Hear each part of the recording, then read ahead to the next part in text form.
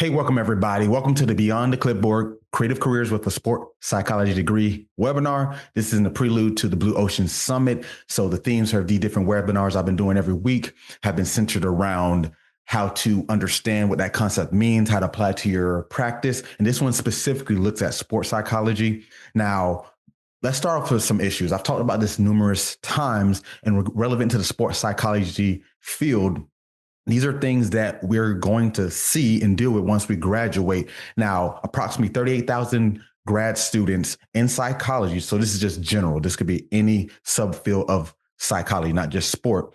They're going to be about 5%, 1,900 sports psychology. So that narrows it down, which you could think is a good thing because not everyone's going to be in sports psychology. But when you look at that number of 1,900, how many people are really going to get opportunities? Because 1,900 is not a huge number, but it's still a decent amount. That's almost 2,000 people every year getting into this industry in droves. Now, let's look at the job market potential. Now, between about almost 100 MLB, NFL, NBA teams, and these are just the big three. There's obviously other sports leagues at the pro level. That's only a handful of jobs. Now, college actually has a lot more opportunities because there's thousands of colleges and they have some sort of mental health or mental performance to some degree, but only 65 out of 253 D1 programs have a full-time sports psychology professional. So that's about 25%. And out of that, they're probably more than likely a clinician. Now, HBCUs, historically Black colleges, universities, that's about 2%. So that's about one or two schools. So the odds are still not there. You're talking about maybe at this point, 400, 500 jobs. Now, the military doesn't get talked about as much, but they employ a bulk of the industry.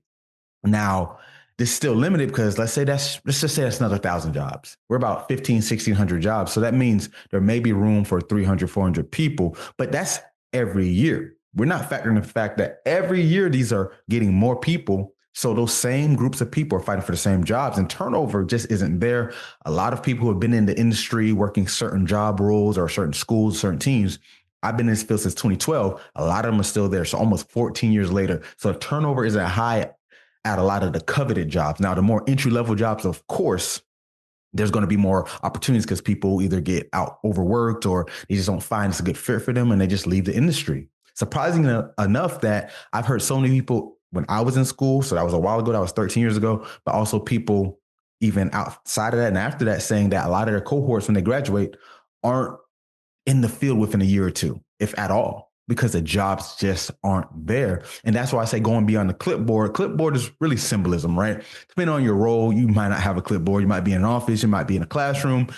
You might be on the field. But the goal is to go beyond what the traditional measures and have more of a blue ocean approach because honestly, I was about to say sadly, but it's not sad. It's actually a great thing. It's why I've gotten to where I'm at. You have to find innovative ways, and we're going to go over what that truly means, given what we see is the current issue in the industry. Now, before we get any forward, I want you to ask you these questions because, like I said, psychology or sports psychology, performance psychology isn't going to be limited to the office, the classroom, the athletic department, whatever it is. It's in ideas. Where does your mindset take you? Now, I want you to ask you these 10 questions. 1, am I operating within a profession or building something that transforms it? So this is the first question because, yes, we are operating in a given field. There's powers that be that govern it, but it can't be just that, right? If you're just signing up to get a job, you're probably going to get less than what you strive for, right? That's in anything. We talk about goal settings in this industry.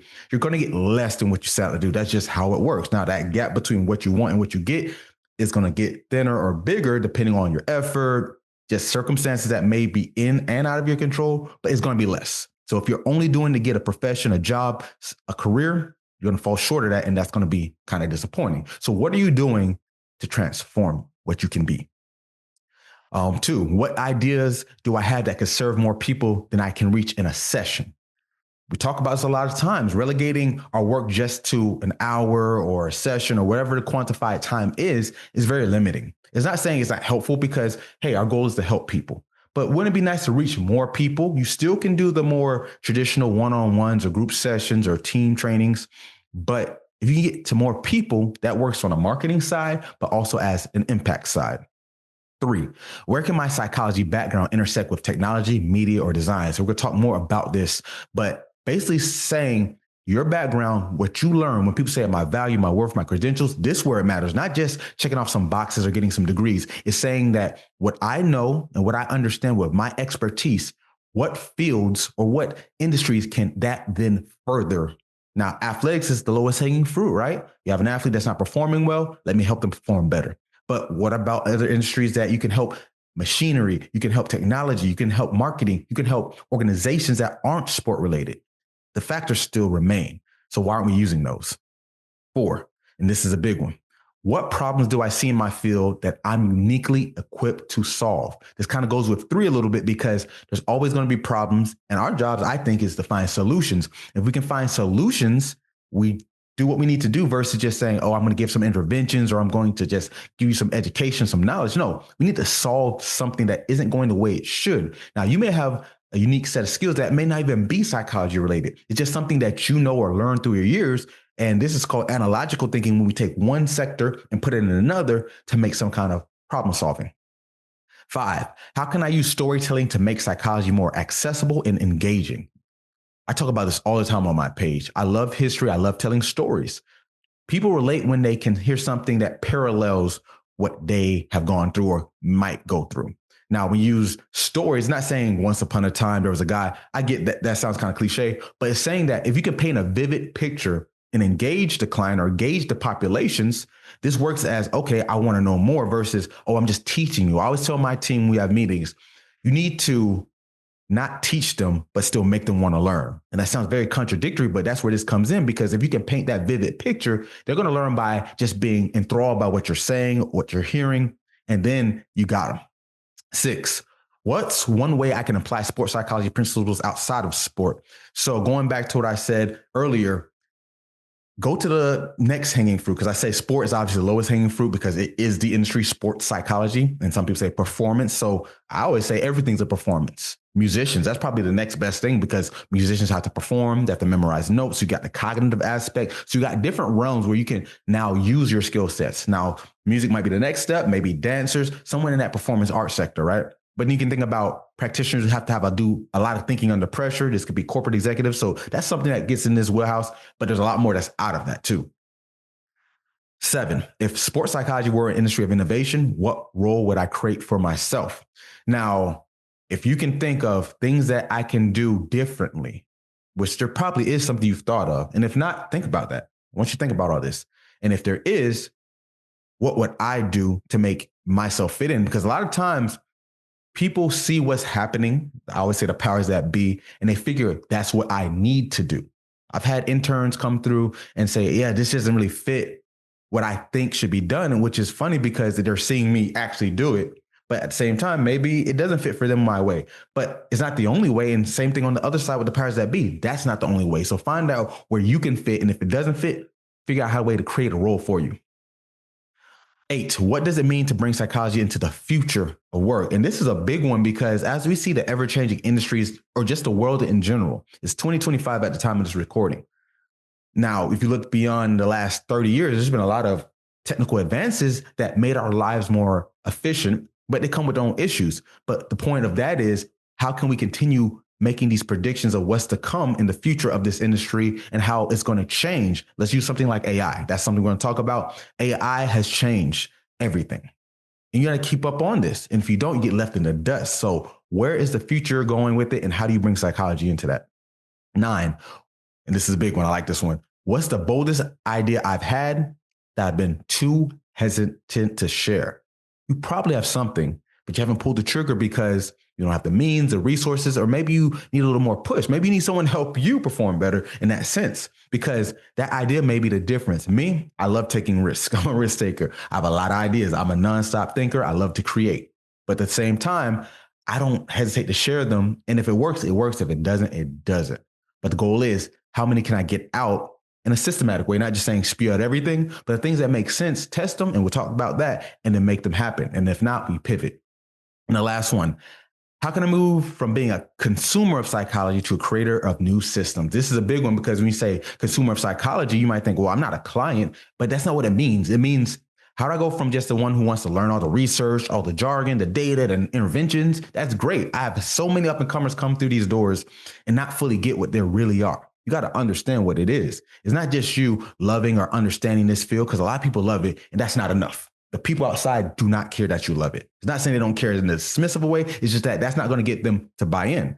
It has to be the fact that I'm not just saying, oh, this is something I love and I know. Is that I've created something to make what I know and love more relevant to you. That's how you get to where you need to be. So these are 10 questions. I know it was a lot, but think about those. All right. So basically, how do we connect better to organizations? How do we connect better to teams, directly to clients, athletes? This is a big factor, because if we simply do the one-on-one sessions, how do you feel? How you performing? Let's work on some things. Write in that journal. Cool. You are with teams, do sessions, come to the field, watch your practices, watch your games, or maybe set up some drills. Great. Organizationally, if it's a corporation, you figure these things out. But how do we truly immerse ourselves by applying these concepts to corporate, tech, media, UX research, or just media and content, storytelling, being able to make productions to help this? Leveraging your degree for AI innovations or product design. There's a lot of companies who are in AI trying to make coaches, and they're hiring master's levels and a lot of PhDs to help them build the AI from the coaching perspective, because while they know the tech, they don't know the coaching stuff. And that's where our industry comes in. Building your brand and positioning outside of consulting. Consulting is the red ocean strategy. It's going to be there. So don't veer away from it. It's something more stable, more predictable. Keep it. But what else can you do so you can be seen as a market leader, someone who's doing what everyone else isn't, so you'll be in high demand? Career transition. So, hey, you might have a job right now because you've been in the field a few years, 10 years, 20 years, whatever. Or you're getting into the field, but you still want to have something else, because a lot of times we need more money. And what better side job to be something that is in your field? And then using psychology in marketing. And we mentioned future work. So marketing in itself is a whole industry of getting people to think, emotionally buy in, figure out what their behaviors predict in future of purchasing something, right? You can see how we're very relevant in that. And also your self-marketing too. Now let's start with my psychology before we get into the nitty gritty, because a little bit background about me. I've been in the industry directly last 15 years. I started going the general route like most of us do. Then I did almost 2 years of master's level mental health counseling work, where I was on the clinical side before I pivoted to sport and performance psychology. Had a daughter, took some time off, ended up finishing that a few years later in 2015. And then I started a PsyD program right after that, a doctor of psychology. I was focusing more on neuropsychology to be a clinician. I did almost a year, a little less than a year of that, and a few more doctoral classes in just experimental psychology, cognitive psychology, neuroscience, just to get my diversity. So you can see why Mind Body One, my company, is the way it is. And I've just been a creator since I was a little kid. That's just something I like to do. But it gives you a background on why I approach everything the way I do. So referring to my psychology in practice, let's start with social media. So my Instagram, I have about 20,000 followers. I have at this moment 4,069 posts, and that's over about a decade.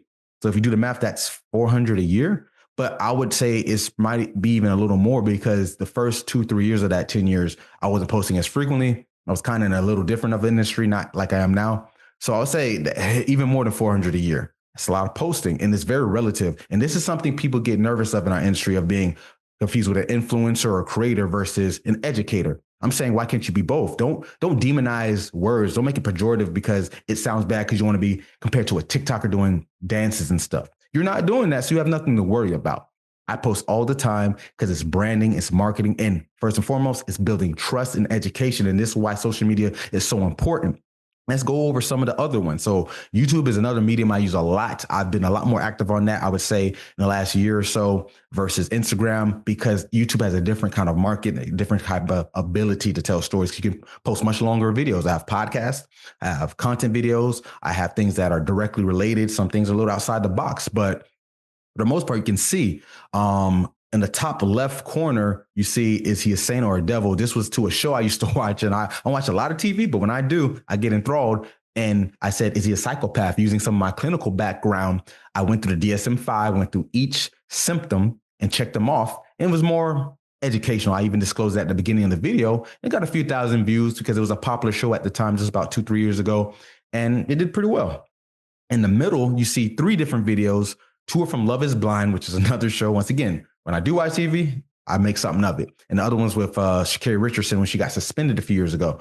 So combined, it's about 300,000 views, about $1,000 of actual revenue I made for them videos. But that's not the point. The point was I use my expertise to leverage social media versus just I'm posting how to box brief, how to set goals, how to do things that aren't necessarily going to be that informative other than what people already know or heard in pop psychology or things they could just read in a book. Because that's the thing. If they can get this anywhere else but from you, why would they choose to listen to you? That makes no sense, right? If they know they could watch this on some random YouTuber or random Instagrammer who knows about box reading, because most people know about that. Most people know about self-talk journaling. You're giving them the same thing that they already heard. I always use a joke of the movie 8 Mile when he said, didn't you listen to the last round meathead? You're saying the same that he said, because they would keep making fun of Eminem being the white guy rapping. And that's how some of you might sound. You're giving the same repetitive information when most people already know this. So I said, I'm going to take something that's already trending, break down concepts that most people use but don't get, like gaslighting, stress management, and leverage that knowledge. Once again, see what I did there? Remember those 10 questions? What does my knowledge do to be unique and innovative? And that's what I did. And that converted to views, which converted to money. And now, like I said, the takeaway isn't necessarily just making the money. Cool, get to that point. I got monetized, great. But it's more so finding that space in that blue ocean. It always comes back to that. Now, at the very bottom, you see some other channels, Body One University, Mindset Management, Mr. Mental Muscle, Mental Breakdown, Sound Thoughts, MB1 Studios. They all have different initiatives that they handle. Some are more active than others, but basically, depending on what I'm trying to illustrate, MB1 University is education. I have a series called Industry Pathology that's been picking up, and some of you might have seen it. And that's why I teach people different skill sets, how to grow in this industry, but also pointing out different trends or things that are happening that maybe you want to look out for to do or not to do. Mr. Mental Muscle is me, myself, my brand. So it's not just Mind Body One channel, which is the business, but Mr. Mental Muscle is me. Content there ranges from videos like the one with the Franklin Saint, but also things are responses to concepts and teaching skills. Mental Breakdown is where more of the, I would say, pop stuff falls in, like the Love is Blind. And Sound Thoughts is a very unique way we use music to teach mental skills to produce songs by me and my team, which consists of my brother, who's a platinum level producer. And I'm leveraging his strengths. And that's a whole other thing, collaborating to leverage others. So there's more I could talk about with social media. I guess I'll end with one thing with the views, and I'll go to the next. It's not all about how much views you get, is versus how much you build up of a story on your page. Because if someone finds your page and says, this was a great video, great content, but you only have 2 posts, they're going to be like, oh, that's it. And then moving on to the next. They need to be enthralled. Between all these pages, they literally have nearly 10,000 things to look through, right? You can get very lost in my content. Some are better than other, but the point is, it's the long distribution, not the peak viral moment. If that happens, cool, but it's the long term. So the people found my Love is Blind videos, thought they were cool. It probably didn't come for psychology, but then look through the other videos and subscribe and like, wow, this guy has a lot of content. It's good stuff. So I'll leave you with that with social media. Now, Blue Ocean Strategy, part of my psychology. This is on my phone where it says mental performance. That's my tech stack. I built out of those 7 things, I built 2 or all but 2 of them. So Pocket Thoughts, Brain Range, Think Fast, Grids, and Briefs Coach are all my creations. Pocket Thoughts is a daily mental coach app that's on the Google Play Store as well as the iOS App Store. Brain Range and Think Fast are 2 cognitive performance mixed with mental skills performance. One for tactical, that's the Brain Range, and one for general, that's Think Fast. Grids is like the concentration drill, but we took our own spin on it and made it more accessible and have much more relevance than just finding numbers. Then Briefs Coach is kind of our peak piece de resistance, where we created an AI coach that uses AI, but also gets other inventions as well as human factors. So you get a little bit of both.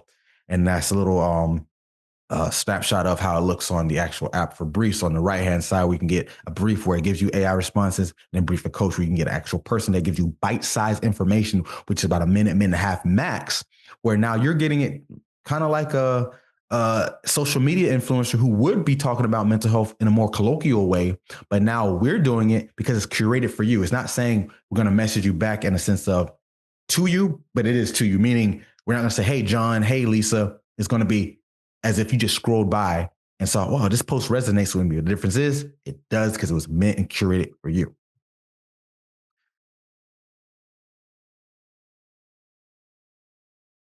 So This is where I bring in the more interventions and tech stuff, because how do I separate myself? As you see, I have many things I try to do, but this one has been one of the most, I guess, indirectly vocal or seen marketing wise, because it's different.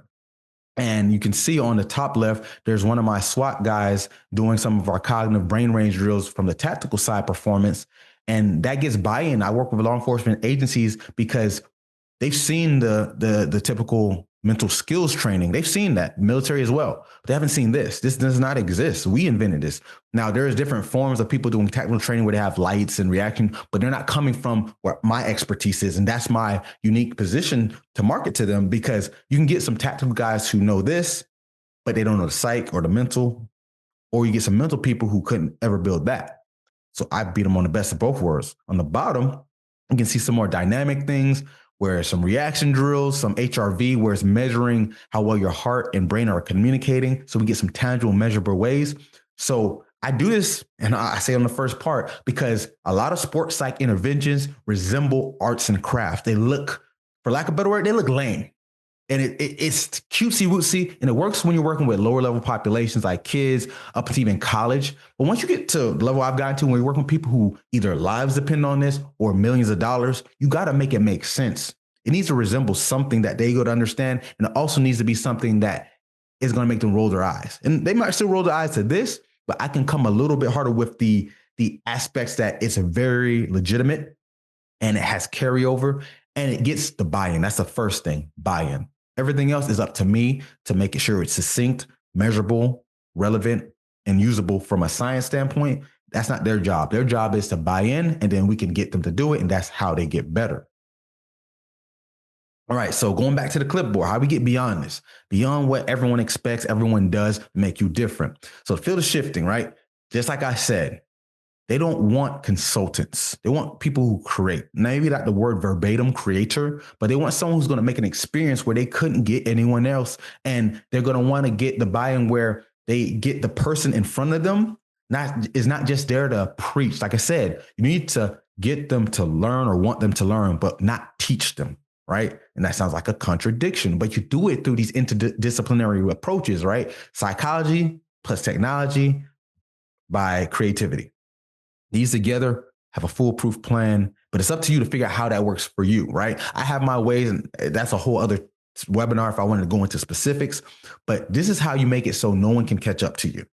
That's what it's about. People get caught up in this, oh, we're in this industry together. No, we're not. As a whole, yes, we are. And I do scrap that a little bit. But far as business, which I'm self-funded, I built my own business. That's the only way I make money. I am competing. So I can't have the luxury. Like I said, that slide I showed you at the beginning, the market is competitive. And the more you ignore this and act like it's just going to be okay, the more further behind you get left, because school for a lot of the up and comers has taught you this kind of ecosystem bubble where you get handed clients or potential clients, research projects, grades projects. It sounds great because it's all curated for you. But the moment you get out of that degree program, what do you truly have? So how do we innovate? This is something that's always asked to me. People get caught up on, well, I don't want to do too much or think too much out the box. And it's like, well, innovation is not limited to necessarily the ability to just make something that never existed. Sometimes innovation comes down to the ability to just take what's already there and make it slightly better. So these three principles: observe like a scientist, create like a designer, communicate like a storyteller. Don't wait for roles to open, invent the roles that matter. So think like a scientist or observe like a scientist. You probably have this part down, right? Your degree programs teach you how to do this very well. So you don't have to put too much effort into that, right? You're already looking at, what does the research say? How does it apply to real life? How do I make it transferable? Create like a designer, though. This is where I think a lot of you get lost. And when I say create like a designer, what would you want it to look like? What do you want people to see out of this? That's what's going to be the difference maker. If someone you want to buy into you and do what you want them to do, would you design it in the sense of, I don't care what it looks like or what it is? No, you need to take consideration of your market or the people who are going to buy this for real and see what they want. It's not enough just to know that it works or you think it works or you think it's great. They don't know that yet. You got to educate them. Like I said, get them to learn. Don't tell them, don't preach to them, get them to learn. So you have to design something that makes sense. That doesn't mean just physically design, like as in look, but put together the program, put together the plan, put together the tools as they would need them. And then communicating like a storyteller, paint a picture, make it vivid, make them understand what you need them to see. Like if you read a story, right, whether it's a movie, you're watching it or getting told it, the main part is the ending, right? What's the build up to it?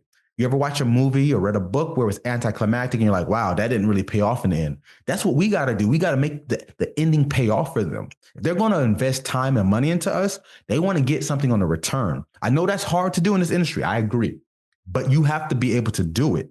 And that's where this comes in. Now, this enters my non-practice theory. So this means don't beat a job, don't get the job. Make something that isn't a job. It's just something you do. And guess what? It ends you getting money. So I define it as approach to performance psychology that transcends traditional roles, merging science, creativity, and lived experience to build your own path of impact. So typically, you're going to do the one-on-ones. Typically, you're going to get your degrees, you're going to get your certs and say, hey, I'm the best, hire me. Or I think I'm very good, hire me. Cool. 20,000 other people think the same thing. Now, the non-practice is supposed to be evolved from that. It's applied, it's adaptive, and it's alive. It's always shaping to what the market needs. And that might look different from person to person, people to people, groups to group. So it doesn't mean you have to make something drastically different every time. You just need that foundational level that you can build upon and then grow it depending on who you're working with, right? And I say, don't wait for permission. This goes back to the cookie cutter ecosystem bubble. You're waiting for people to give you the keys to the gate, right? I've heard people a lot of times say there's a lot of gatekeeping in this industry, and I might agree with that. But guess what? I jump gates. I jump fences. So that don't bother me none. So don't wait for permission. Create it. Everything I've made to this day is because someone else would not let me. Internships didn't try me for. Pick someone else. I was like, you're going to regret that because I'm better. So guess what I did? I made my own way and said, forget you, and built the experience, and it worked. It made sense. And that's something came not just with, getting lucky. Yeah, I was put indoors. I worked with some very prominent people. That helped a lot. But I had to be good enough for me to stay in those doors, right? And then it's not about titles. It's about tools, techniques, and transformation. I emphasize this because a lot of people get caught up and, oh, I have this cert. I have this degree. Look at me. There's a lot of, I'm putting my nose like this, elitism in this industry. And it's unwarranted because I'm going to say something that people like. Most of y'all aren't that good. And it's not saying you can't get better, but if I need to tell an athlete, if I'm a strength coach, a sports psychologist, you got to know what you're dealing with. Nothing worse than false confidence, or I would say nothing worse than low confidence is maybe more so false confidence. And I've seen a lot of that with up and comers more so. And it's like, it's running rampant. We got to stop that. So building a non-practice. So how do we do that? Application over association. Your credibility comes from impact. What have you done? I had an intern who was swearing by, well, how do I get taken seriously credibly if I don't have the insert certification that everyone talks about in this industry? I told her it's what you do and what you make happen. And she didn't want to hear that. But this is the point. You have to apply things. The credibility is great if you got it from an institution. Get that because it's the basis, but everyone else has that. So you need to be able to go beyond that. Design thinking of the mind. So innovate like an engineer. So kind of with that designing in mind, what do engineers do? They build solutions. They can't just make a building. They can't just make a product or a machine. They have to figure out, one, what is the thing going to do? What is the thing they're solving with this machine? Then they have to understand the mechanism, the gears, if it's electrical, the type of electricity currents, the voltage, if it's technological engineering, they need to understand the software. There's a lot of moving parts to make that end product when it comes to engineering. And they say they refine it through experimentation. They have to see what works, see what doesn't. The theory and the factors, right, still there. If you're building a building as an engineer, you have to understand strength of materials. This is a class that they take because if you don't understand that this type of material is stronger than that type of material or how much force or PSI it can take, you might have a building that harms a lot of people. So it's the same thing. Now, granted, it may not be physical harm, but it could be the fact that you're not doing the due diligence. So you experiment and see what works, what doesn't. And this is tedious. It takes time. And I think that's why most people shy away from creating because of that. But it has to be done. So think like an engineer, innovate like one. 3, embody the science. So live the method, be the research. This part, I think most people won't have a problem with because this is basically knowing what's out there, the research, what you've already learned, and then making it make sense. So that's probably an easy part of building a non-practice. And then 4, create over clinician. Build system, tools, and movements, not just sessions. It's not enough just to be able to sit in front of someone for 30, 45, an hour. I personally like keep my sessions about 30 minutes max when I do the one-on-one type stuff. But in that session, it's not just me telling them what to do or listening to them vent. No, it's a mixture of finding out what's going on in that moment, assessing, giving them a possible solution. Intervention is a word that gets used a lot, but I like to say solution because even though it may not solve the biggest problem, it might solve what was happening right then. So create. Now, how do we do this though? When we want to innovate something, right? Spot a pattern. This is a big one. What frustrates or fascinates you in your field? Briefs was born out of one. I wanted to make something that's more succinct to the point. I understood AI was a thing. This was like 4 or 5 years ago. I thought of briefs, but it didn't get built till recently. We finished because I had to build the funds to build it. But basically, it was born out of that first part. Shorter, succinct sessions of you're getting a quick video message from me. I get a quick video message from you. That's it. Then the AI part came into it, right? And then I had clients at a Division I track team where it was hard to schedule them because it was remote and it would be like a week just to get someone on a call. So that was the other need that frustrated me. Succinctness or asynchronous, I should say. Synchronicity wasn't very possible a lot of times with busy student athletes, busy running a business. So that was something that frustrated me. I said, I want to solve that. And I did. Apply a principle, what psychology concepts explain it. So using briefs as the same example, solution-focused brief therapy is a thing. So remnants of that was involved in that. So that's based off of actual psychological theory. But what I did was I applied it to something that made more sense for what I was trying to build versus just saying, I'm going to do that. Because the whole point of innovating is to build upon something. Nothing's original under the sun. Everything comes and is derived from something else. It's kind of like the old chicken or the egg thing, right? More than likely, if you came up with something out of the box creative, it would still build off of something. Same thing with me. I consider myself very innovative and creative, but it still had to come from something, right? Build a prototype. So this is where I thrive. I can hand create a lot of things. And when it comes to tech, I'm getting better at learning how to code or vibe code. And do you know what vibe coding is? You should. Won't talk about it much here, but vibe coding. But basically, I'm good at turning it into real, whether it's a program, a course, a webinar, whatever it may be, a product, I can build something. And then when it does or doesn't work, I then move on and pivot, or I build upon it. So test the impact, see what happened when people use it. What was their feedback? Did it not work at all? What do I need to do to make it more feasible? Maybe it did work, but there was something I could add on to it. So the more you do this and repeat this process, more like you're going to get what you're trying to build to become more fruition. Now, far as different ways to build careers. So think about this. So let's look at media storytelling.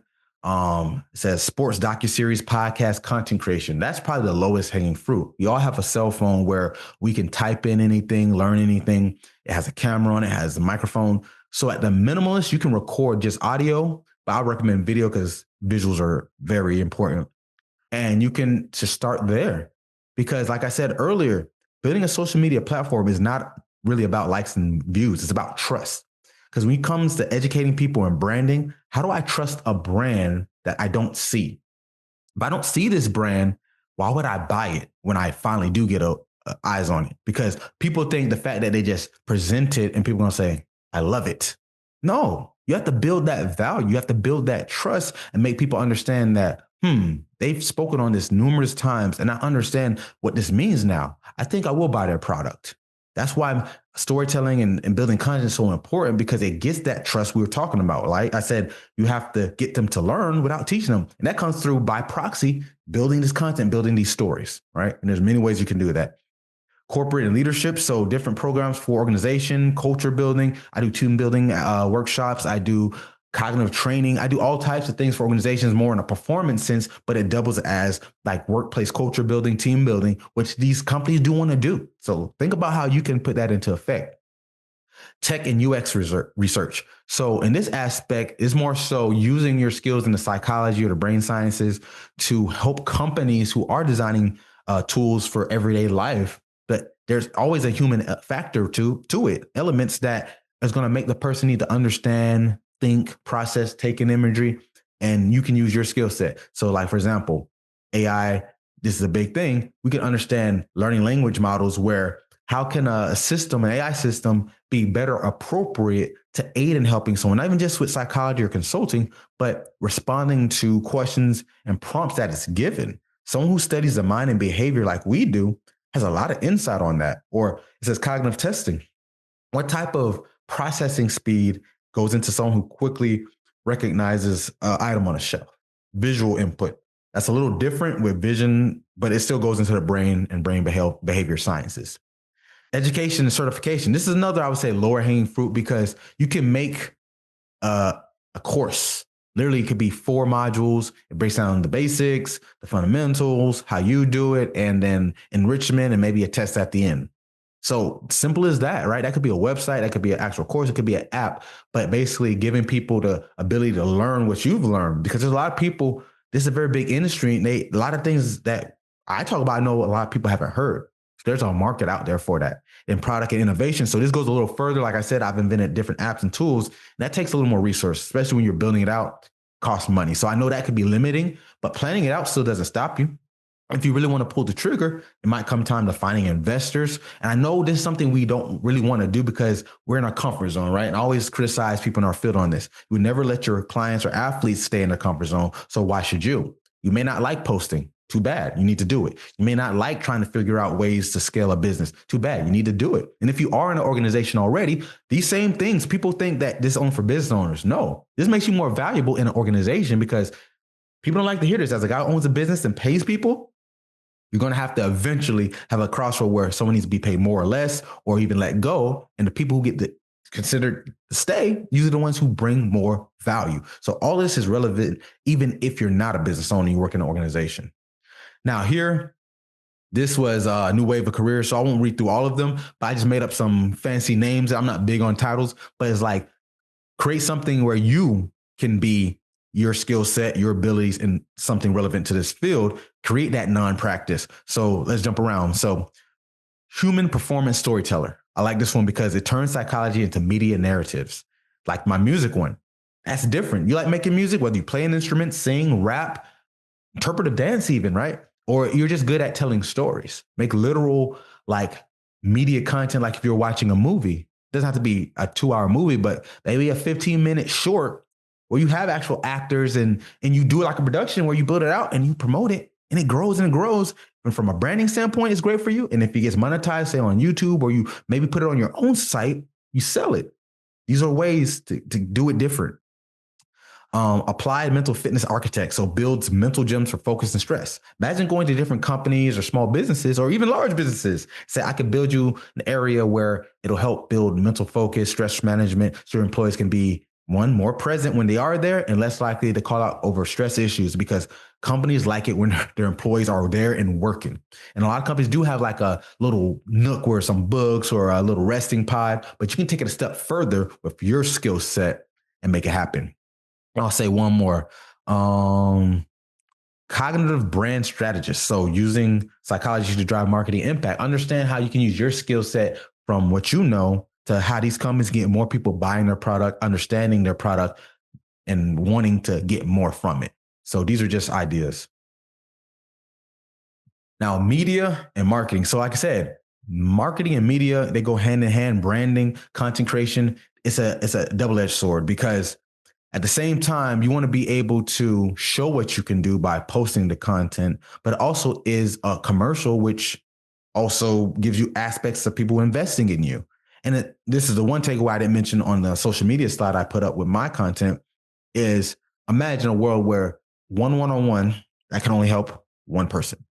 But a video, whether it gets 15 views or 5,000 views, that's exponentially more than one. So if it even got only 15 views, I know that's not a lot. That's 15 people that now know that concept or know that topic because of you.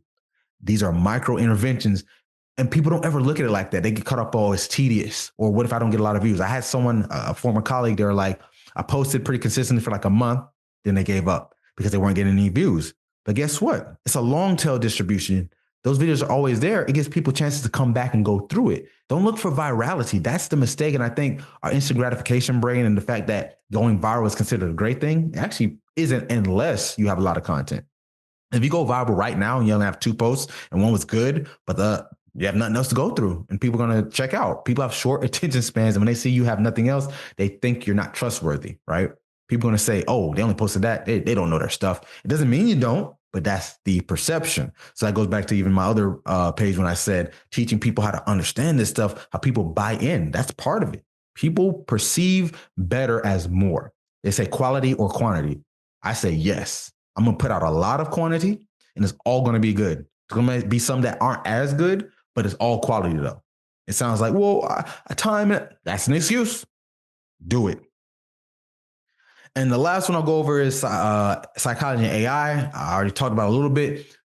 Don't look at it as you're being replaced. A lot of people say, oh, AI is going to replace us. No, there's no app I don't think can be built, even the one I'm building with Briefs, that will replace human factor. And as much as people might want to try, I don't think it'll work, and I don't agree with it. But there is a synergy where both need to work together hand in hand. So it can be able to make your life easier as a practitioner and the user's life easier. Because if you just use it simply as a tool to help you with your sessions, with your notes, with your like distribution, marketing, whatever it is, great. But if you can find a way to integrate it into the actual user to you experience, even better. Like with Briefs, if they can't get a person, they have AI that can give them very sound responses, because we built out our AI responses not to be a chat bot when you just go back and forth. It's giving you a brief, which we call it, and it gives you a succinct kind of summary of what your prompt or issue might be. And then it gives you a FAST, which stands for a functional actionable skill, to now do something to help you make it better. It's not necessarily just saying, oh, journal, stuff like that. No, it's giving you insight to that in a very particular way, so you can be able to be equipped to handle what you're going through. So if you can do this, you will be unstoppable. Now, this was a great presentation. I hope you got a lot from it.